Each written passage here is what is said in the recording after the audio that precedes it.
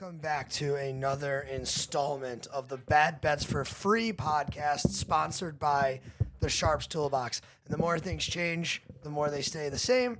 This time I did get the name of our podcast correct, but I also think I'm wearing the same shirt that I wore in the most recent episode. That's fine. You have a laundry machine. It's true. It No, is. I don't think anyone's assuming that you just wore the same shirt for a week until we started potting again. I appreciate that. All right. So thank Should you. we talk about the XPGA? I feel like that's worth a shout out on the pod. The XPGA is this wonderful golf tournament that happens in the state of New Jersey, and you have to drink at least a 30 rack per twosome for your foursome, so a minimum of 60 beers in order to qualify to hand in a scorecard.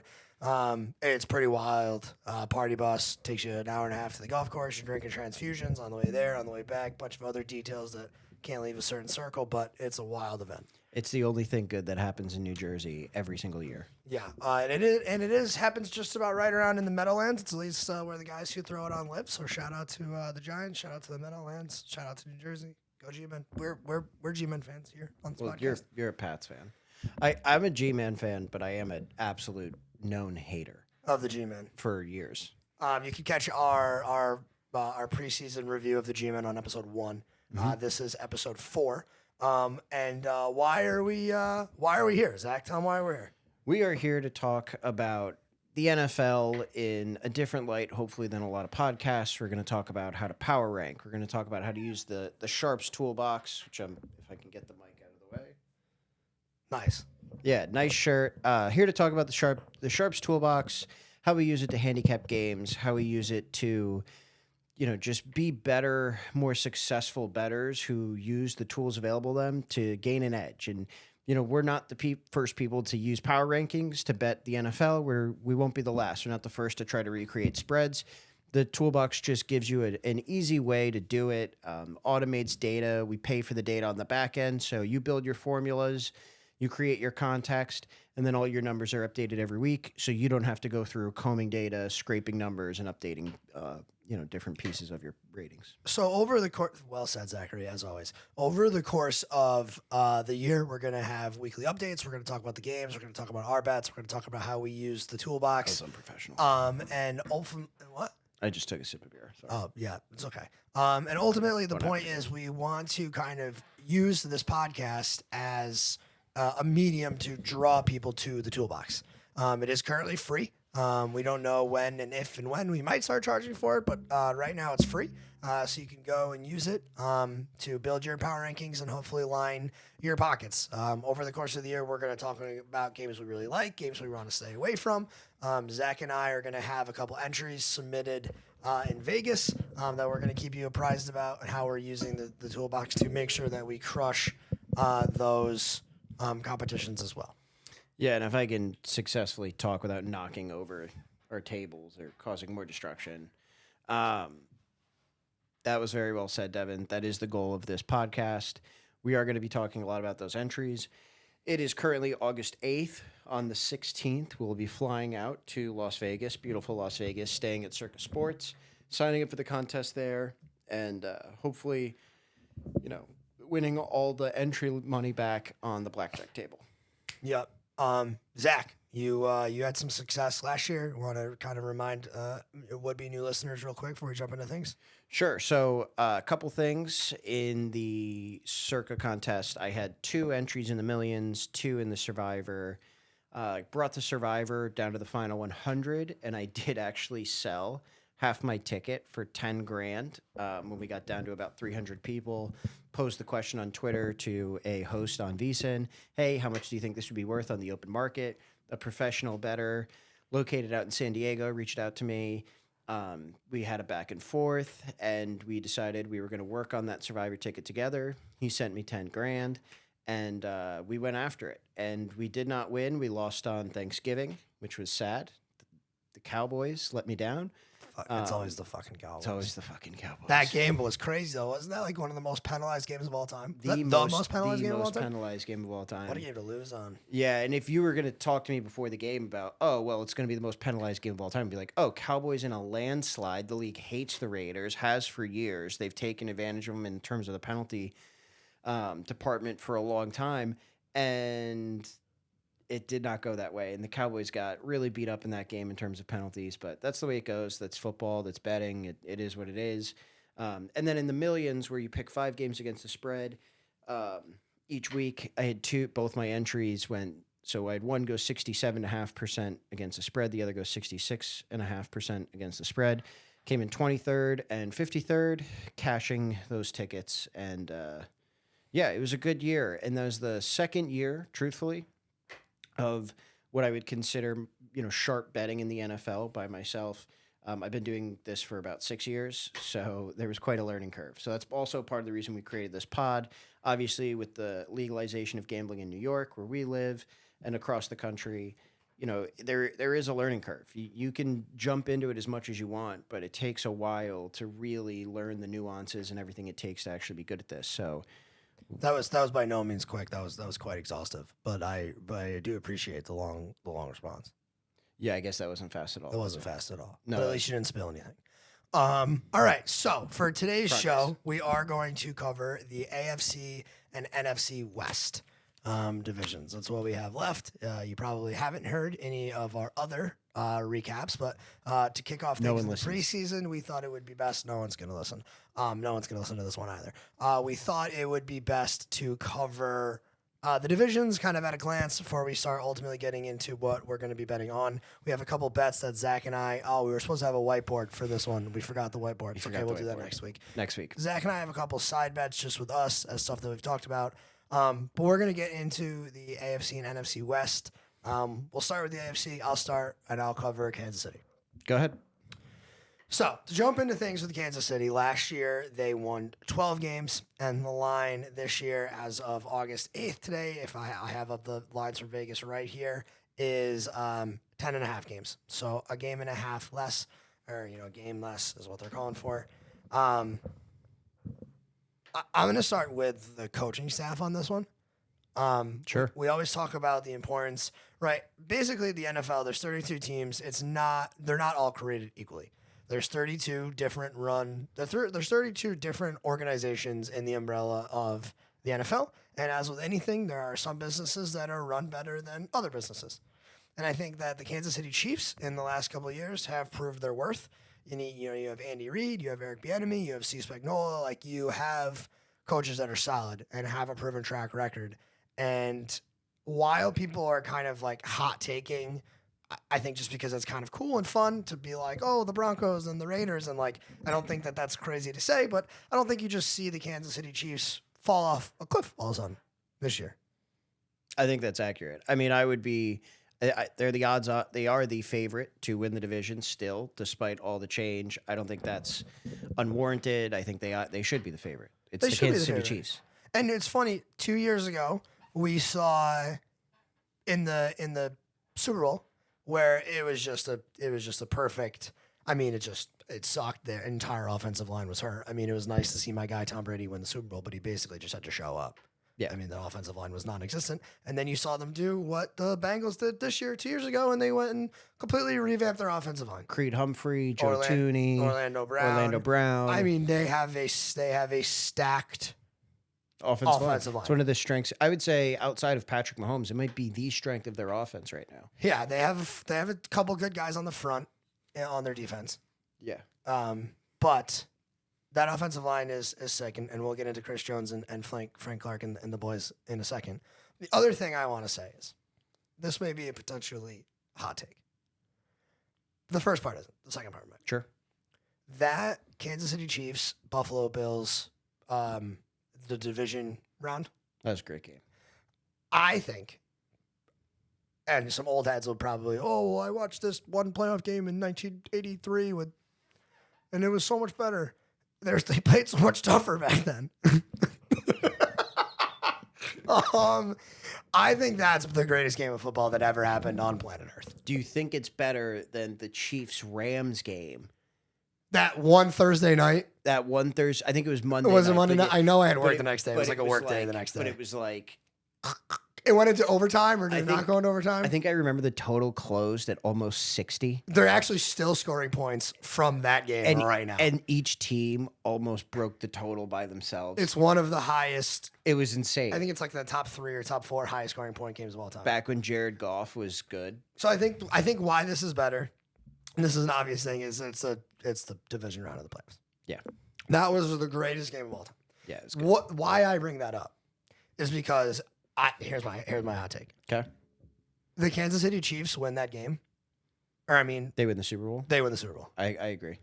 The Kansas City Chiefs win that game. They definitely win the agree. Super Bowl. I don't think They're that not losing to Cincinnati. they're not losing. I don't think so. I don't think they'd lose to the Rams. No, I don't. I think that the Bengals. There had to have been a little bit another sports cliche here, right? Young, inexperienced team. Jamar Chase is literally a rookie. Like, I feel like a couple of years from now they might win that game, but at that moment in time, Sean McVay. We'll get to that in a second. Friend of the program, Sean McVay. Thanks for listening. I feel like the Chiefs win that game. Yeah, I think you kind of touched on this, but I do think there's a lot of credence to the saying, like, you can't become great overnight. You know, you go from an okay team to a good team to a great team to an elite team.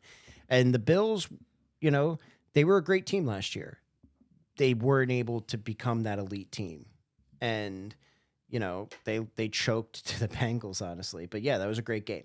That's a great game. So if in my fantasy world there where the Chiefs won the Super Bowl last year, Mahomes has 2 Super Bowls. Yeah. and you're not talking about hot take, you know, Colin Cowherd, whatever, Max Kellerman, this and that thing where it's like, oh, the Broncos and the Raiders and you're like the Kansas City Chiefs are the reigning Super Bowl champions, and that's where the conversation ends. Yeah. Yeah. And you can sit there and say, oh, well, the Broncos got better, the Raiders got better, the Chargers got better, and all that can be true. And then you can still turn around and say, but the Chiefs are still the favorite because they're the defending Big Super Bowl champions. They've won 2 in 4 years in this fantasy world. And yeah, I get all of that. So 2 things, and I'll wrap up. We'll move on. Is they lose the Honey Badger. That's a big piece on defense, but they bring in Justin Reed. Yeah. Good ad, solid ad, right? He's a And good player. then they He's lost lose. a step. They lose Tyreek, Mhm. but they bring in Juju and Those are definitely the same players. Marquez Valdez-Scantling. Now, I don't think that is like Tyreek Hill is better than both of them put together. If you could have a 2-on-1 on the field, this might also be a crazy hot take. I'd rather have Tyreek. I'd rather have Tyreek Hill than Juju, and I'd rather play with one less player. Yeah. Uh-huh. 100%. Correct. Okay, glad we're on the same page. But that being said, this is Pat Mahomes. So while we've seen Juju struggle to be a wide receiver 1, he's not really because you have Travis Kelce. So I don't really think Juju is option 1. And I also think that they invested, they re-signed Jerick McKinnon. They went out and got Ronald Jones. They have Clyde Edwards-Helaire. They drafted Sky Moore. They drafted Sky Moore. They also drafted a running back. Maybe they didn't. Maybe I'm lying. I think I might have made that up. But the point that I'm trying to drive home is I think you might actually see them look to run more this year.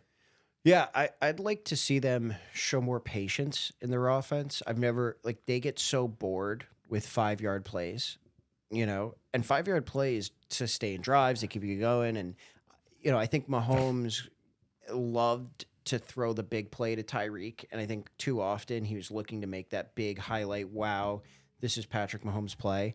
And I'd like to see them be a little more. And Andy Reid does the same thing. Andy Reid hates 5-yard plays, right? I'd like to see them rein it in a bit more. And I think that's, if you remember the disconnect between Bieniemy and Reid last year, and is Bieniemy going to come back? Is he going to take a job somewhere else? You know, I hope that they, you know, understand their roster has changed. Yes, but there's still consistency. It's the same program. You're not relearning new things. Like there's Andy Reid, Eric Bieniemy, Steve Spagnuolo, same quarterback, offensive line. Like to wrap this up, 10.5 down from 12. The reason why I'm gonna stay away from 10.5, despite everything that I just said about that, is that division is brutal. So some calls could go the wrong way, some footballs could go the wrong way. So who the fuck knows what's gonna happen? I'm staying away from that 10.5. Sure. I'm not taking that. I think it's tough to take it over on any team in this division. For sure. I agree with you. Okay. All right, we'll circle back to that, but you're up. All right, so I'll talk about the Chargers next. The Los Angeles Chargers, look, they had a big offseason, right? They went out, they did a lot, highlighted by J.C. Jackson, Khalil Mack. They went out and got some people. They still have Brandon Staley as their head coach. I know the analytics people just love Brandon Staley. I know the old school football people feel very differently about him. You know, I'm probably somewhere in between. I like some of the aggressiveness on going for it for fourth. I also want to clarify something because I think this is something people get wrong all the time. Talking about, oh, well, the analytics say. The analytics say nothing more or nothing less than the probability of you winning the game based on a decision made. And that changes based on what team you're talking about and who they're playing and their success and the other team's success in that position. So if you have like the New York Giants last year, who were a dog shit team on third or fourth down with less than 2 yards to go, really any down with less than 2 yards to go, dog shit. If they're on their own 45 or the 50-yard line and it's 4th and 2, you know what the analytics probably say for them? Punt the ball. If you're the Los Angeles Chargers and you have Justin Herbert and it's the same situation on your own 45 or the 50 and it's 4th and 2 and you're playing the, I don't know, last year's, what was a terrible defense last year? The Atlanta Falcons. It's going to be go for it. If you're the Giants and it's 4th and 2 on the 50 and you're playing the Miami Dolphins, who had a great defense last year, they're going to tell you to punt. So I just want to clarify that, right? There's no like blanket rule. Oh, well, the analytics say always go for it on 4th and 1 on the plus side of the 50 or the, within plus side of your own 35. So do you think that they're going to win this year because they're going to go for it successfully on 4th down a lot? No, I want to make that clear because that's a big thing about Brandon Staley's tenure as the coach on this team is he's, the analytics people say, oh, he does a good job going for that. That's not necessary. It's all dependent on the team. Now to get back to the Chargers, look, I think this offense is really talented. I mean, there's no getting around that. Their wide receivers are stacked. They've got running backs. I think the drafting of Isaiah Spiller creates some depth there. Justin Herbert's a dog. Their offensive line, the Rashawn Slater draft a couple years ago, he's a freaking dog. Corey Linsley was a great signing, stealing him from Green Bay. I think Zion Johnson at guard, another great lineman. Like their offensive line is one of the strengths of this entire team, and this is a loaded team. Loaded. I think their secondary on defense is, obviously Derwin James needs to stay healthy, but adding J.C. Jackson alongside Asante Samuel Jr. Oh my God. You got some guys there, dude, right? Dogs, dude. Dogs. Khalil Mack up front, Bosa. Wrong team? I'm glad you mentioned them. I'm really down on Joey Bosa. Really? And I'm down on Khalil Mack. Really? I think they're both in situations where they need to play better. Talk to me, babe. They have to play better. Joey Bosa is like the king of the rush up field without doing anything. Like, when you get to the depth of the quarterback, everyone who's ever received quality coaching knows you got to club and get underneath. As soon as you're past the quarterback, unless you're like Dwight Freeney speed or you're like Von Miller when he was a stud and you can dip and turn, which is a very hard thing to do, and get to the quarterback from behind, you got to stop when you get to the level of the quarterback, come back underneath and make a move. Joey Bosa doesn't do that. Joey Bosa officially not a fan of the program. Joey Bosa hates the program. He doesn't stop the run very well. Khalil Mack's played poorly the last 3 years. I need both of them to play better. That being said, if the two of them show up and play to their level of talent, they could be very dangerous on defense. Kenneth Murray in the middle out of Oklahoma, very talented player. Are they old? Has Joey Bosa gotten hurt? He was hurt, I want to say his second year in the league, but he there's no real rhyme or reason for him to not be playing well. But he just isn't that guy. They gave him all that money, and he has not earned that money on the field in terms of the contract he was given, in my opinion. I'm sure there's people who will tell you Joey Bosa is a top 5 edge player in the NFL. He was selected to the Pro Bowl last year. Yeah, he's been selected to the Pro Bowl the last 3 years and 4 out of the last 5 years. Sure, I get that. I think he's more of a name than what you see on the field. I think the contract he has received doesn't match the play. I think he's a little disappointing. I would like to see him play better this year. I think he probably thinks he needs to play better. I feel like that was a pretty wild hot take. Well, I mean, listen, we'll see what the toolbox says us. Like, the toolbox, when you use the tools for the power rankings, you're gonna. Yeah, you're gonna know. I guess I could pull up his stats right now. No, so we don't need to spend any more time there. He went to the Pro Bowl last year. We don't. The specific details don't matter. He was selected to the Pro Bowl. Hot take. Hot take. Stat ones. That's a spicy onion in the morning on the Blackstone. I guess you guys didn't. Not that anyone's listening, but I guess no one listening here today was expecting Joey Bosa and Khalil Mack both need to step it the fuck up. That was crazy, but that's the difference that you get on this particular podcast. All right, wrap it up. Let's move on to the next one. Yeah, Chargers, good team, very talented, lot of depth, but it's What's the line? Killer division. I think they're at 8.5. No, they're at 10.5. They're actually tied with. I would take the under. They're tied with. Love the KC. team. Love the team. I can't touch. I can't take 11 wins. Again, I can't take the over in any team in this division. And the fact that it's at 10.5, like I think 8.5, 9 would have been the right number. I would take the under on that one for sure. 11 goes crazy. 11's a lot of wins, man. Any final thoughts on that one? Joey Bosa, if you're listening, I'm sorry. Invite me to hang out sometime. He probably doesn't listen to podcasts. He definitely doesn't listen to this podcast. Okay. All right. On to the Denver Broncos. They won 7 games last year. They're also tied at 10.5. 3 teams at 10.5 so far. That's what I'm saying. You can't take the over on any of these What do teams. the Raiders have? This is crazy. The Raiders are 8.5. No love for the Raiders. All right, we'll get to that. Anyway, moving on. Denver Broncos. I'm actually going to start with the same place that I started last time. I'm going to start with the coaching. Head coach, Nathaniel Hackett. Mm-hmm. The last 2 years, Aaron Rodgers, 2 of the best years he's ever had. Right. With Nathaniel Hackett as Yeah. offensive coordinator.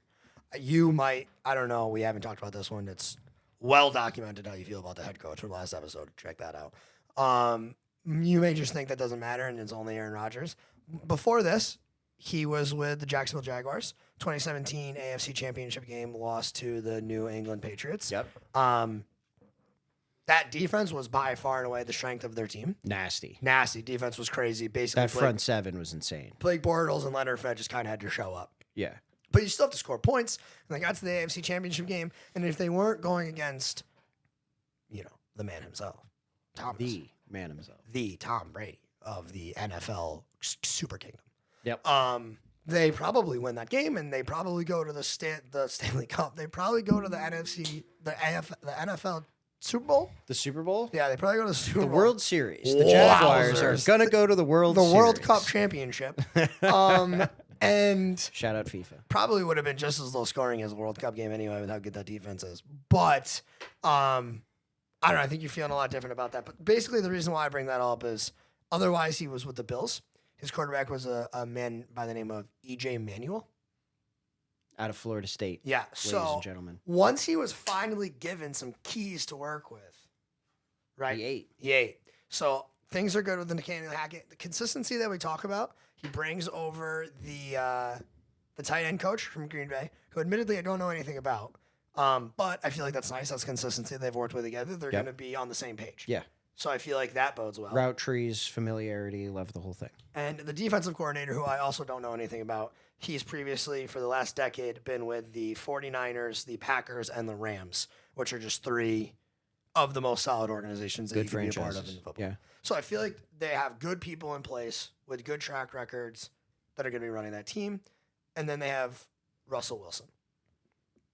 Broncos country. Broncos country. Let's ride. It's Broncos country. That defense is loaded.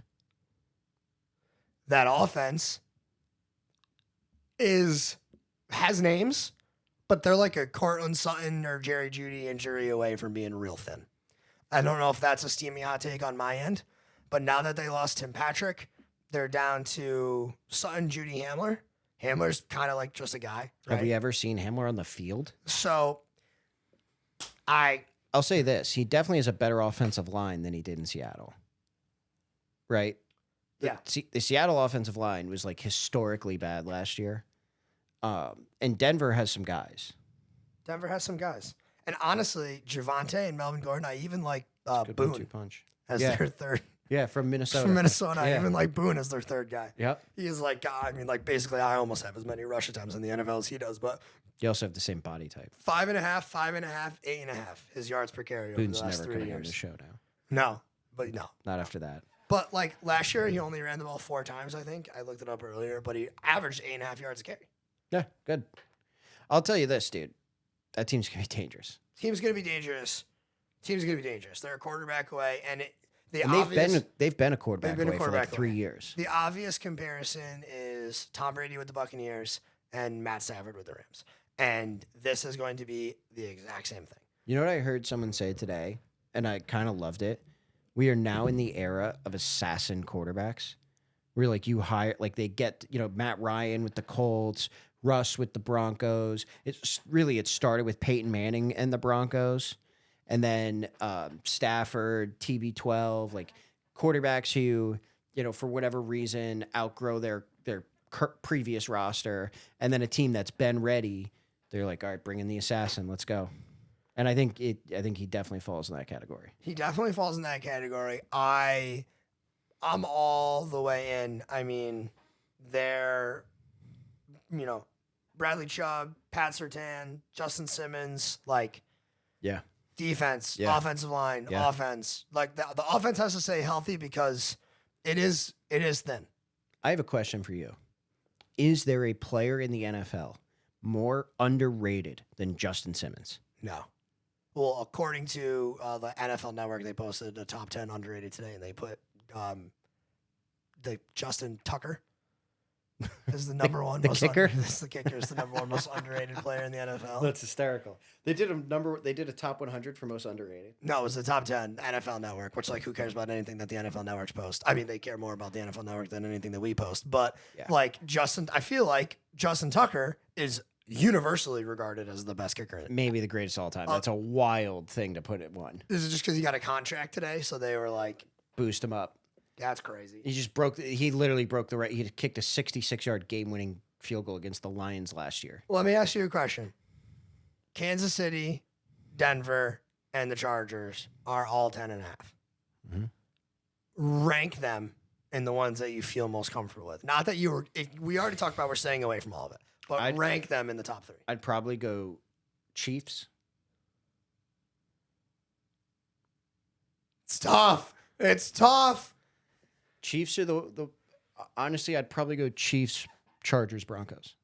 See, you win 7 games the year before. You bring in Russell Wilson. Is Russell Wilson good for 4 games? That's insane.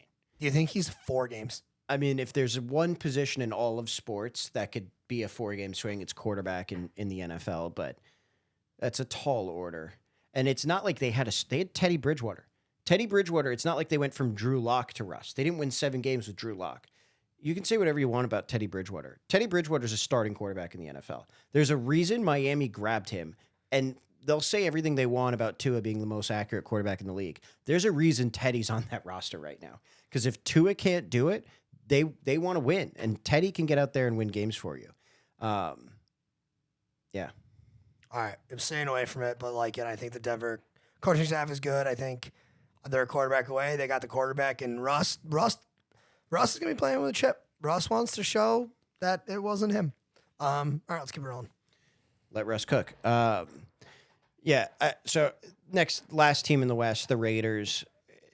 A lot to talk about with this team. I'll try to be as succinct as possible. Devin, can you do me a favor and just give me like one of these? Like if I'm talking too much, I'll let you know. just zip me up. I will tell you. Josh McDaniels finally back in a head coaching position after, his last stint with the Broncos. He brought over Patrick Graham, who is with Miami as a DC before he went to the Giants as a DC. He's a very well-regarded defensive coordinator. He left in the middle of contracts. It's not like he got fired. Teams wanted to keep him, but he just kept kind of going with guys he liked and knew. Left New York. He was close friends with Joe Judge. Joe Judge gets canned. He goes to Las Vegas. Patrick Graham runs a 3-4 attacking zone. Now, what that means is the weakness of the Raiders team, which is that secondary, this will help them out a lot because he's going to have a lot of pressure, and they're going to be in a lot of zone coverages. They're not going to be asked to cover people for a very long time. And if they are covering them in a deep route, they're going to be able to watch the route develop in front of them. So this should be a big part of offsetting the weakness of their team, which is secondary. I want to talk real quick about their defensive coaching staff. Bob Ryan, who is a longtime defensive coordinator in this league, is on as an assistant coach. Antonio Pierce, who some of you might remember, a longtime linebacker in the league, well regarded as one of the smartest players to play the position in the league, is on there as an assistant coach. On the offensive side, they have a guy named Mick Lombardi as their offensive coordinator under Josh McDaniels. If anyone knows who Mick Lombardi is, you get a gold star. But Mick Lombardi is the son of longtime personnel man in the NFL. I'm drawing a blank on his first name. How is this even possible? I listen to him all the fucking time. He's got a great podcast. It's called the GM Shuffle. Michael Lombardi. Michael Lombardi, who worked with Bill Walsh. He worked under Al Davis. He worked with Bill Belichick for years in both Cleveland and in New England. This guy's been around winners his whole life. Mick Lombardi comes from that tree. He's got a football pedigree, and he's been in the league for 15 years. He's worked his way into this position. I really like this coaching staff. And then the obvious additions of Davante Adams, Chandler Jones. You know, I think they probably have the lowest total. 8.5. 8, yeah. See, I'd take the over on the Raiders. I take the over on the Raiders, 8.5. I think they're good for 9 games. What did they win last? What did they win? Sorry, keep talking. 10 games. I'll tell you what they won last. I think 10 games, and they made the playoffs, and they were right. 10 games. They were right in it with the Bengals in that wild card game. That was a 4-point spread. I remember because I was on it. And they lost by 5 or 6, I forgot. But a close game with a team that went to the Super Bowl. Look, this team is going to be dangerous. I think Davante and Carr, I know a lot of people have talked about the Fresno State connection. They played together in college. It's going to be huge. Max Crosby and Chandler Jones together This crazy town. is crazy talented. Joey Bosa and Khalil Mack are definitely not as good as. Yeah, going back to Joey Bosa, I just want to bring this up because I looked it up real quick. This is so petty king right here. He went to the Pro Bowl last year. Dude. Real petty. Yeah, well, he had 5 tackles for loss. He only had 10.5 sacks, and he had 20 quarterback hits. 20 quarterback hits is pretty good, but that is not a lot of production. He had 7 forced fumbles. I'll give him that, but that is an outlier. Wow, 7 forced fumbles is is huge. Got to be top of the league. Is huge. It's got to be up there. Didn't recover any of them, but he forced 7. I'm just saying the guy is more of a name than a player. I hope someone's listening to this and never wants to hear you talk ever again. Ever again. Talk about shit. I hope I get hate mail over that take. That's crazy. If I get hate mail, that's when I know we've made it. No one's gonna know our address. Wild. We're gonna Write me. Andy, edit that Write out. me. Andy, we need you to edit that out. They're just gonna do the beep. All right. What did he say? You're But yeah, that's it with the Raiders. Really, Wait, for question me. for you. Go ahead. We've talked about moving the needle a couple times. Like, is Russ 4 games? We were talking about Yeah, someone else. Who are we also talking about? it was How much- Davante Adams leaving Green Bay. What did that mean? Oh, okay. Perfect. That's wonderful. So what does that loss mean to Green Bay? We talked about that. What does that mean for the Raiders? Do you think Davante Adams wins them 2 games? Does he move the needle 2 games? Does he move the needle 1 game? Does he move the needle a half a game? Well, if you remember the way I talked about it, It was 3 points. was 3 points. So you had to look at their schedule and say, okay, how many games would a field goal have changed that game? To that point, I'd probably stick with 3 points. But the thing to keep in mind with this Raiders offense, it's not just Davante Adams like it was in Green Bay. There's Hunter Renfrow. There's Darren Waller, Josh Jacobs, Kenyon Drake. Yeah, they have some dogs out there, man. They got a lot of mouths to feed. And I think, you know, Davante Adams, the big knock on Derek Carr has been he doesn't push the ball downfield enough. And if there's one guy that you feel comfortable pushing the ball downfield to in this league, it's Davante Adams. Did you see the thing that Chad Ochocinco posted like yesterday or the day before of No, Davante but Adams? I love Chad. He posted something. He was like, I cried watching this or something. And you have to watch this too or something. And it was just Davante Adams in practice in the Raiders camp right now, just getting off the line. Like it was just his initial, it was just Bro. 3 clips of his just initial getting off the line. I mean, he's quarterback proof, right? Like his quarterback could legitimately be Jordan Love, and he's still Jordan Love's getting the start this week. Sure. Hey, you know what? Preseason bet. If Jordan Love's your quarterback for at least a half, you have a pretty good chance of winning that game. All right. Can you do me a favor? And I'm going to start talking about the Los Angeles Chargers. Can you look up the wins and loss records of the Raiders for last year. What I want to know is how many games they lost by less than 3. Yeah, I got you. 3 or less. All right. Los Angeles You have the Rams. Rams. I said Chargers. Los Angeles Rams. Pretty good. Here's another thing. I'm going to start. This is going to be my theme, apparently. I'm going to start with the coaching staff. I like starting with coaching. I think that's how teams start. You got to start with coaches. Yeah, we actually touched on this last time. Is Sean McVay has been in the league for 5 years. To qualify, you need to have 4 for win-loss percentage all time. He's the 10th winningest coach of all time. The only coach that you would say is like a modern coach above him is Jim Harbaugh, who coached for 4 years on a loaded 49ers team. That team might even have been coach-proof. So, I mean, nothing to take away from Jim Harbaugh. I'm just kidding. That was a shitty take. But all I'm trying to say is Sean McVay, it's just insane what he's done in the league. And for the lion's share of that, pun intended, he worked with Jared Goff. In his first full season, 2017, that was Jared Goff's first full season, and they went 11-5 with a first full dosing of Jared Goff. He gets Matt Stafford, who prior to last year, I mean, Matt Stafford has crazy stats. He's won lines, but like you're not talking about Matt Stafford as more than like a top 15 guy. Like ish, Yeah, right? he's clearly a Average. top 12. Yeah, right. You finally get something that works, they win the Super Bowl. Yeah. Sean McVay is that guy. Oh, he's a great coach. He is that dude. He's a great coach. He is that dude. They're at 10.5. What are they in the who's gonna be like the next best team in that? The 49ers? Maybe. I mean, it's not going to be Seattle. It could be the Cardinals. The I would 49ers say- are 9.5. So right now the Rams are the favorite. Yeah, for sure. Should be. I feel like right now I'll just say I'll take the over. They have Kupp, Robinson, Van Jefferson. They have Akers, Henderson, and then they drafted in the 5th round Williams out of Notre Dame, who was successful in Notre Dame. Their defense, Fuller and Rapp are 2 strong safeties. They lose Von Miller, but they bring back Bobby Wagner.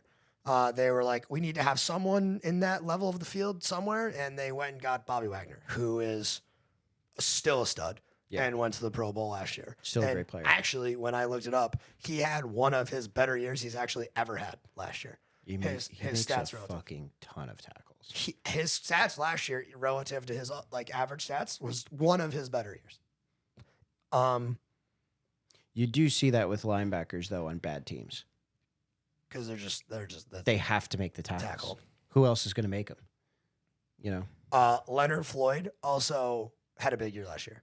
Big step forward. he looked good. He looked good. So you have Bobby Wagner, Leonard Floyd, Aaron Donald, Jalen Ramsey, Fuller, Rapp. I mean, that defense Who's is... Aaron Donald? If you try to tell me that Aaron Donald... How do you feel about Aaron Donald? Give me some... In one word, Yeah. Olympic. Okay. Go. Something like that. All right. Just didn't want to make sure that I didn't have to find a new partner for this.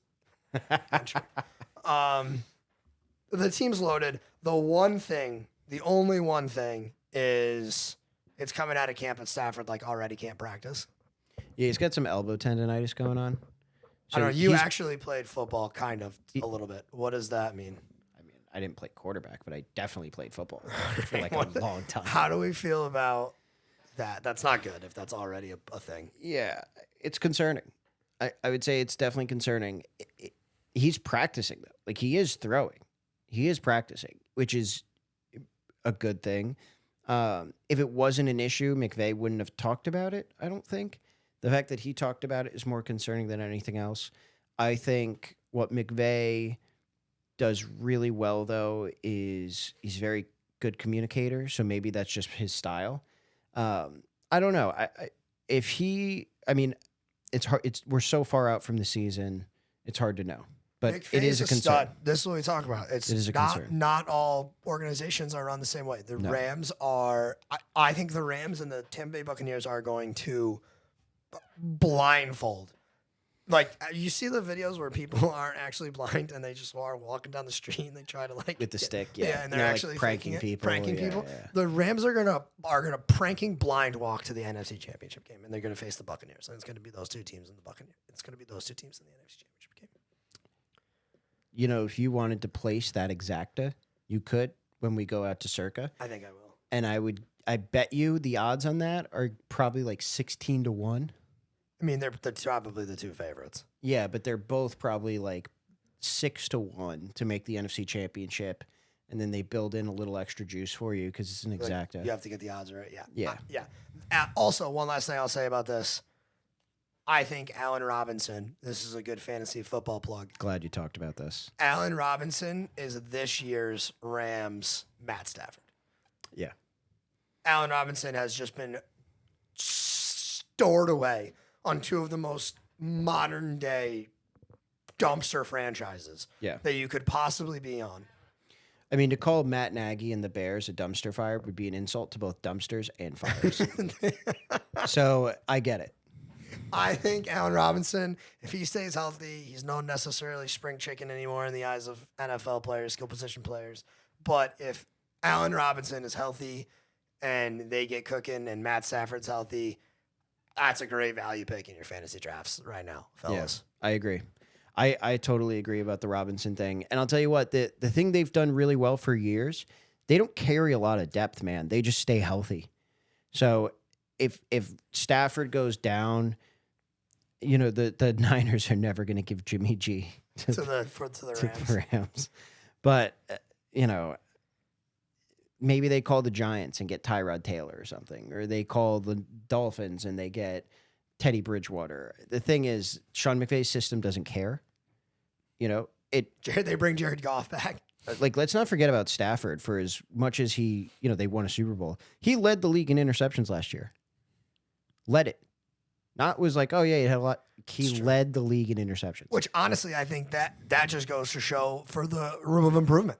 Yeah, 100%. Like that's not Year two in a system. That's going to recess to the mean. Yeah, as Like long as he Matt- stays healthy. Matt Stafford, the Rams are dangerous, man. Yeah, They're crazy. yeah, they're very good.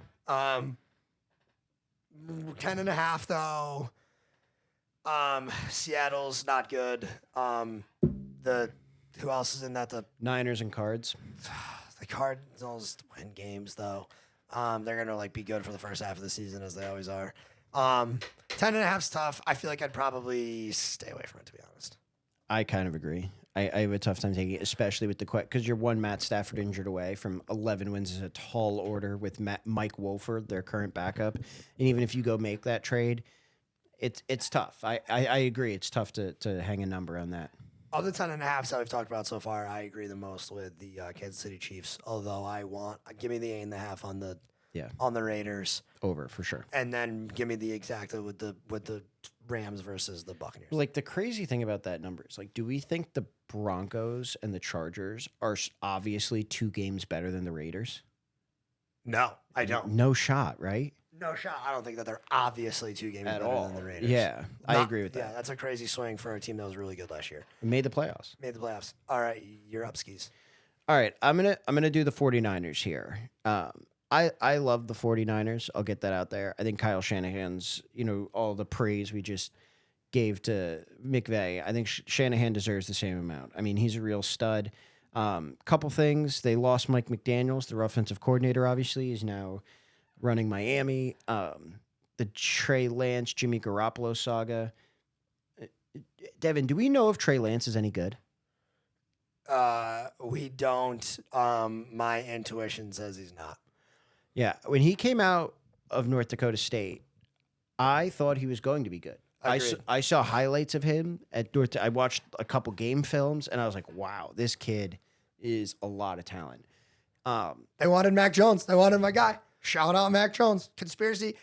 It's not even. NFL It's not tinfoil hat. even. It's Yeah, not get even your a NFL conspiracy. tinfoil It's hat not a out. conspiracy. They wanted my guy. It's not a conspiracy. It's an open conversation. Mac Jones. John Lynch love you, wanted Mac. Trey Lance. I love you, Kyle Mac. Shanahan wanted Mac Jones. They love were you, both Mac. convinced Jimmy Garoppolo wasn't the guy to take them over, even though he brought him to the NFC Championship game, and that's his second NFC Championship game. I don't think underrated. I think he's honestly probably accurately Yeah. rated. But has there ever been a more underappreciated? No, no, no, not since Donovan McNabb in Philly. The Philly fans hated McNabb, and all he did was win 9 games every year, 10 games Poor every year. Jimmy G, man. Poor Jimmy G. You know what it is? You know why it is? He Remember just the looks like a video putz. with the porn star? Yeah, he looks like a putz, too. And that He looks like a big dork. He's so. That's more egregious than the Joey Bosa thing. Jimmy G Garoppolo looks like a dork. is I feel like if Jimmy G and I were in middle school together, I feel like I'd pick on him. You keep talking. I'm gonna look up how tall Jimmy is. He's such just like a pretty boy, dorky. Like, I don't know. I think he's a dork.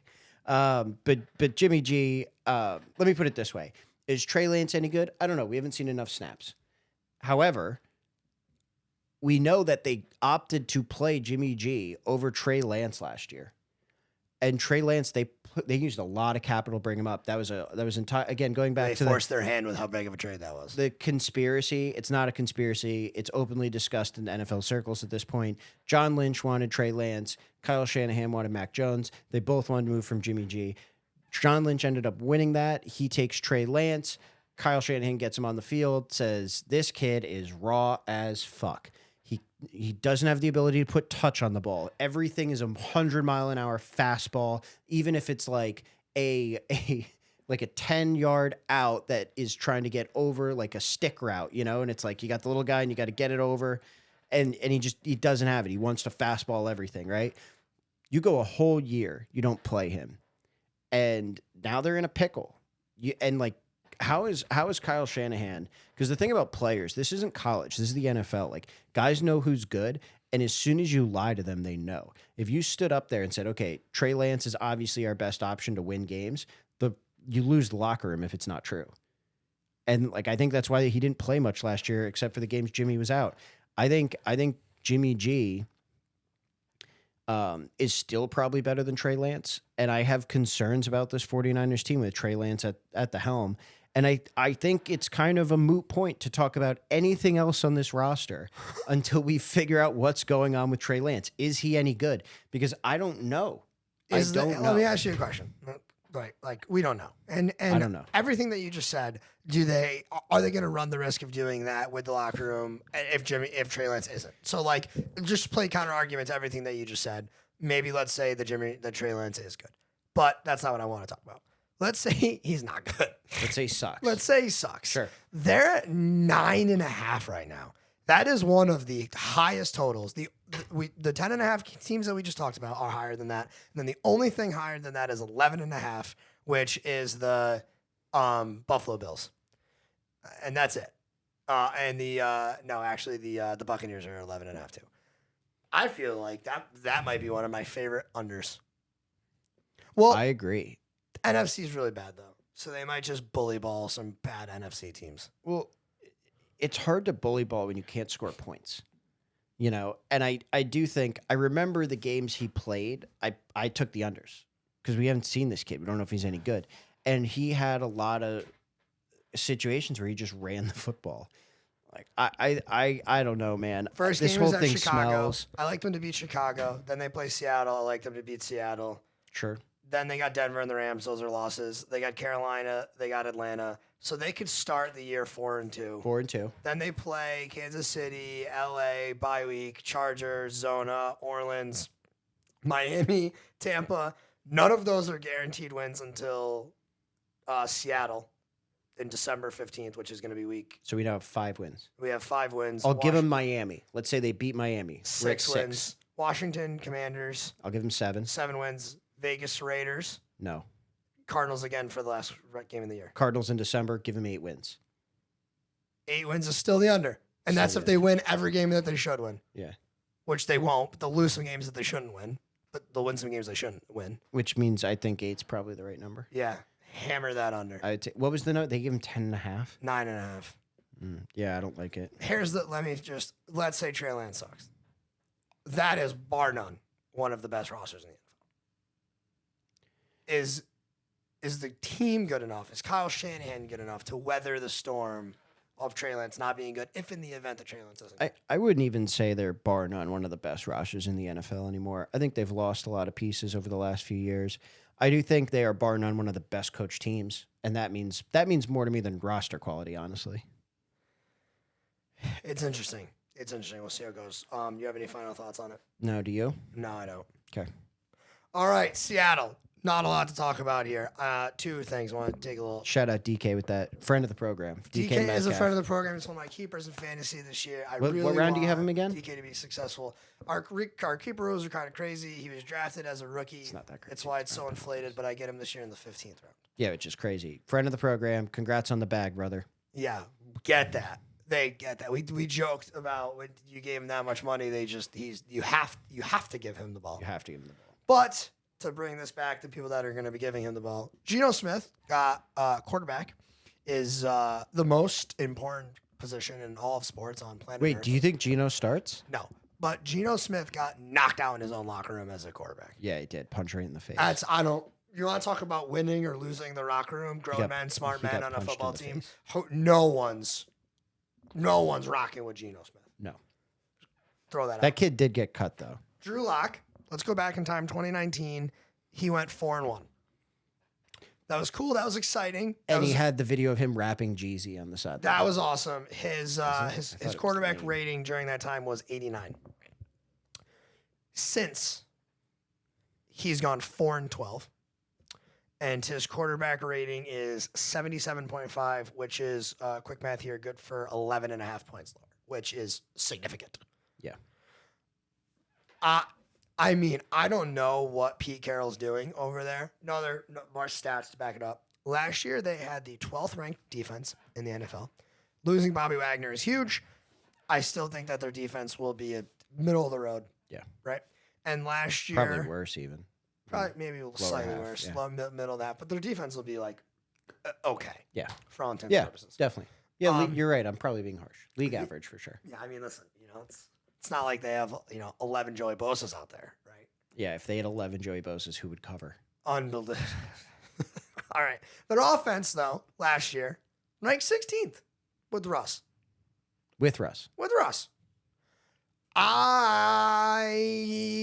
25 is the ceiling? Is 25 the ceiling?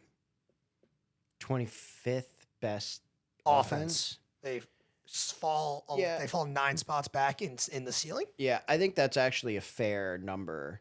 I think the knee jerk reaction would be like, oh, bottom 30 or worse. But they run the ball so much, and Pete Carroll is so stuck on his 1990s offense that it like almost mitigates the value of losing Russ. 25 ceiling. Yeah, for sure. You feel comfortable with that? Yeah, So they're going to be a 25th ranked offense. best case scenario. Best case scenario. Best case scenario. That's the ceiling. That's what that means. The ceiling is the roof. So Michael Jordan. bottom feeder offense. Bottom feeder offense. The Yeah. defense loses their best player. Mhm. And I mean, I have no idea what's going on over there. 5.5 is tough because it's already so low, but they only won 7 games last year. Let's bring this back. Is Russ on that team? The combination of Russ on that team and Bobby Wagner on that team, is that a game? Yes, it's a game. It's so obviously a game. I'd It's say multiple games. I was gonna say maybe 5 games. It's so many games. Maybe 4 or 5 games. It's a bunch of games. You lost your quarterbacks on the offense and the defense. Yes, you lost your senior call. You lost your general on both. I mean, we can move on in the essence of saving time. It's probably my favorite. It's probably my favorite under. I think they might be the worst. Wait, team what was in the number? NFL. 5.5.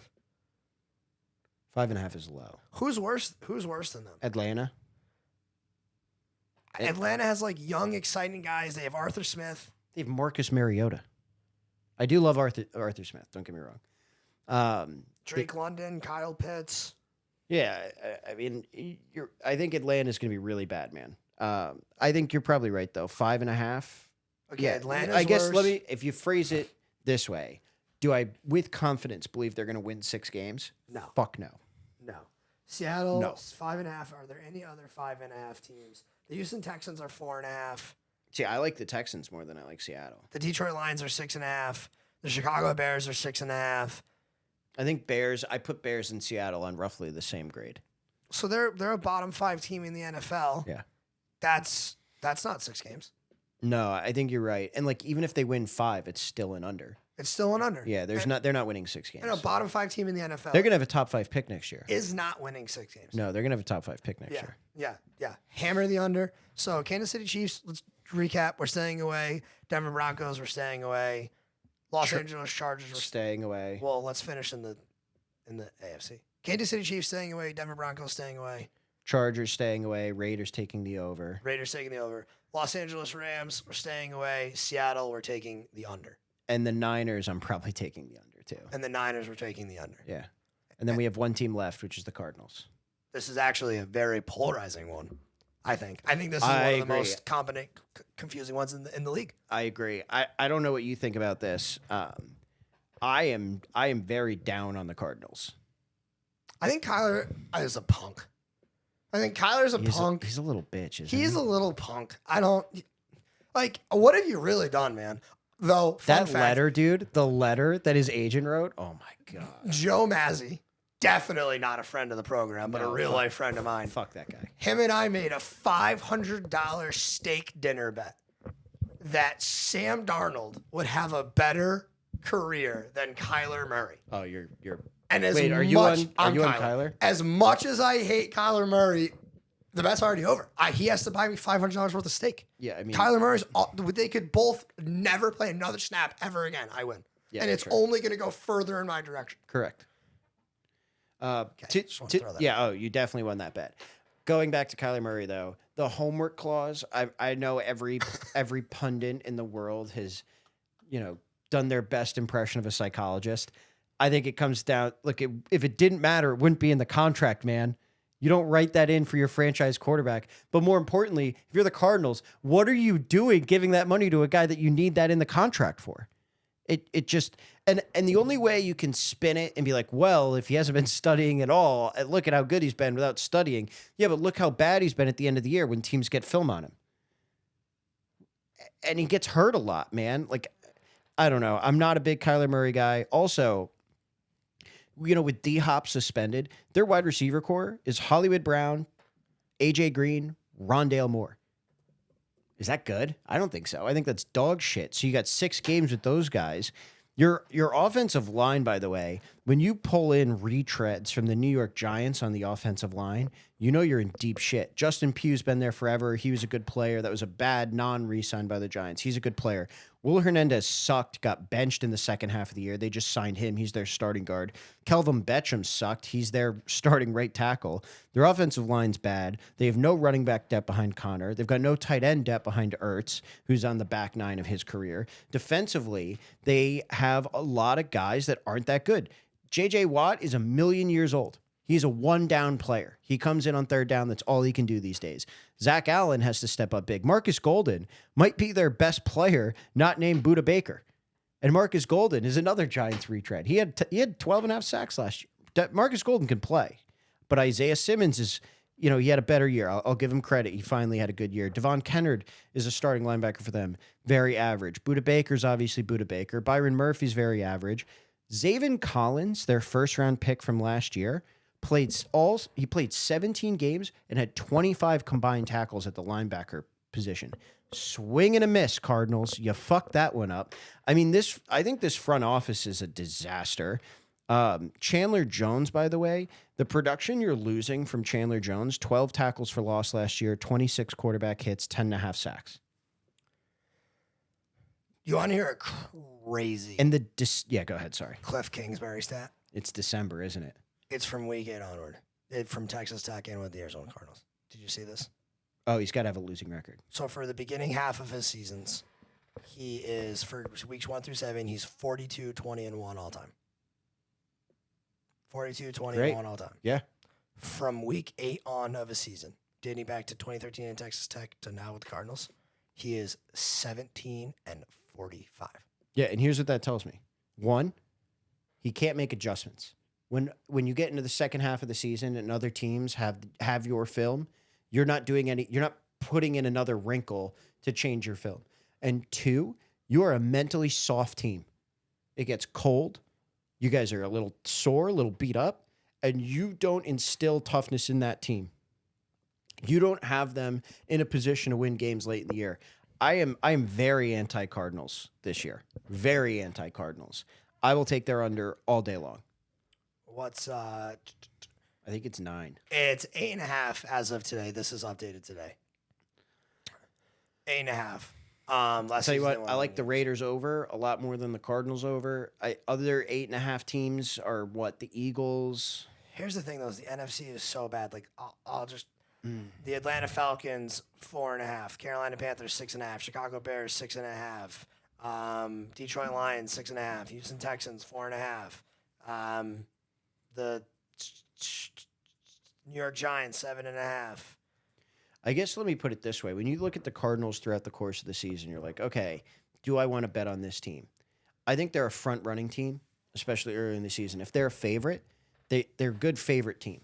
If they are a dog, I don't think they have the mental toughness, starting at their front office, their coaching staff, and their quarterback. I do not think they have the mental toughness to play as an underdog. And I think they're week 1, they got to play the Chiefs. I think the Chiefs are going to run them out of the building. Andy Reid's great in September. That's an early week 1 pick. Chiefs money line. I don't know what the spread is right now. I'm going to guess it's probably 4.5. Their record, though, I mean, and this is the thing about this team. They could start out 0-3. They have Chiefs, Raiders, Rams their first 3 weeks. They could start out 0-3. Is this a team that's going to fight from 0-3? And then you have Panthers, which you should beat the Panthers. The Eagles is going to be a tough game for them. Seahawks should win the Seahawks. Saints are going to be a tough game for them. Vikings are going to be a tough game. Seahawks, again, you should win. But then it's Rams, Niners, Chargers, Patriots, Broncos, Bucks, Falcons, 49ers. I'll tell you what, I love the under on this team. And I think they start out 0-3. I'm very anti-Cardinals this year. I'm passionate about this. And the December curse. I mean, week 8 on, even as a college coach, this guy's just not tough. And there's a reason he didn't have a winning record in college at Texas Tech. Yeah, that's just a wild stat, and it dates back to, what did I say, 2013? 2013. Like, that's a decade worth of data. Yeah, it's 9 years, man. It's a long ass time. That's not a trend. That's like a That's a pattern. that's Is a that that's a part of your culture. That's how you run a football team. They're soft. They're soft. Cardinals are soft. That is the statement. That's what I'm going to name this podcast. Cardinals are soft. Cardinals are solid, episode 4. All right. Any final thoughts, Zach? Where can they find the toolbox? So it's no longer app, just sharpstoolbox.com. Oh, that makes it so much easier. SHARPS toolbox. Sharpstoolbox.com. Yep. It's free. We're going to start putting some demos of how to use the tool on the website shortly. And after this podcast, we're going to probably start talking about how to, think about creating your power rankings and start really getting into it, as well as talking about The preseason games. preseason games And and taking things from there. and just kind of rolling with it. So, Devin, anything you would like to add here today? What's your biggest takeaway from these discussions? My biggest takeaway from these discussions is you're taking the Seattle under, you're taking the Vegas over, and there was another one of yours. Under on the Cardinals and on the Niners, honestly. Under on the Cardinals and the Niners. I think the NFC West is going to be weaker than people expect. And because of that, it leads me to take the over on the Rams. And I think the Rams are just going to beat up on all those guys, right? Like, the Rams might sweep the division. If they walk out with 6 wins from this division, oh my God. They could. That's all I'll take. I think they'll probably drop 1 somewhere along the way, 2 at most. But, they should go 4-2 at a bare minimum in this division. Yeah. All right. That's all, folks. Till next week. Thanks for listening, y'all. Like and subscribe. I don't even know what that means. Just every podcaster says it at the very end. Like and subscribe. We'll give Swipe you up. Swipe up. We'll give you the stuff at another time. All right. Bye, guys.